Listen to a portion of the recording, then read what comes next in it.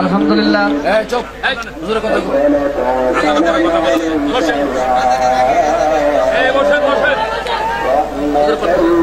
আজানের আগে দুরূদ পড়া এটা জায়েজ না না জায়েজ হুজুরের কাছে আমরা জানতে চাই। রাজিনী সবাই?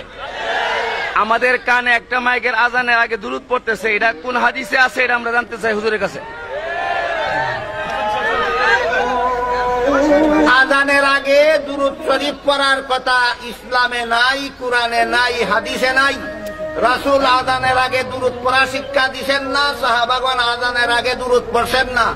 আজানের আগে দুরূদ পড়া বিদআত। কঠিন অবস্থা।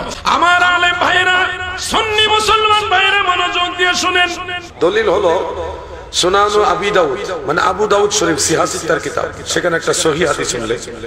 বনি নাজ্জার গোত্রের একজন মহিলা সাহাবিয়া তিনার ঘরের ছাদের উপরে দাঁড়ায়া হযরত বেলাল রাদিয়াল্লাহু আনহু আযান দিতেন, ফজরের আযান।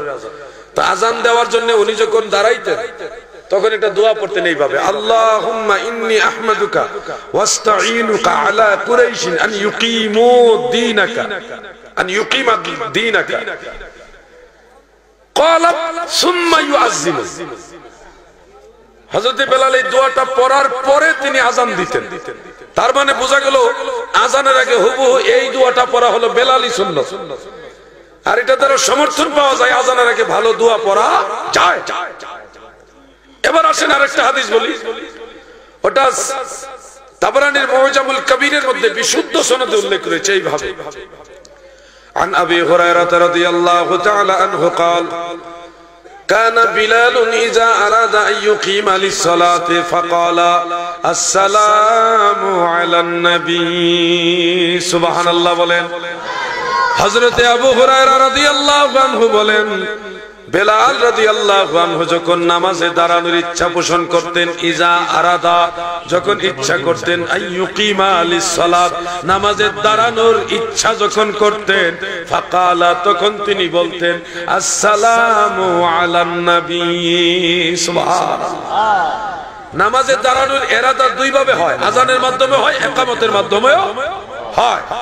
আযান পাঁচ ওয়াক্ত আযান সাধারণত নামাজের ইরাদার জন্য দেওয়া হয়, একামত দেওয়া হয় নামাজের জন্য। এই জন্য আজানের আগে অথবা একামতের আগে নামাজের ইরাদার নিয়তে, ওই কারণে হযরত বেলাল রাদিয়াল্লাহু আনহুর আমলের সাথে সাদৃশ্য বা মিল রাখার জন্য নবীজিকে সালাম দিয়ে আজান দেওয়া, নবীজিকে সালাম দিয়ে একামত দেওয়া হযরত বেলালের আমল দ্বারা প্রমাণ হয় জায়েজ। এটা জাল হাদিস নয়, আল হাদিস, সহিহ হাদিস। যেই কাজ সাহাবীরা করেছেন, হযরত বিলাল রাসূলুল্লাহর মসজিদে নববীর মুয়াজ্জিন করেছেন, সেই কাজকে বিদআত বলা মূর্খতা।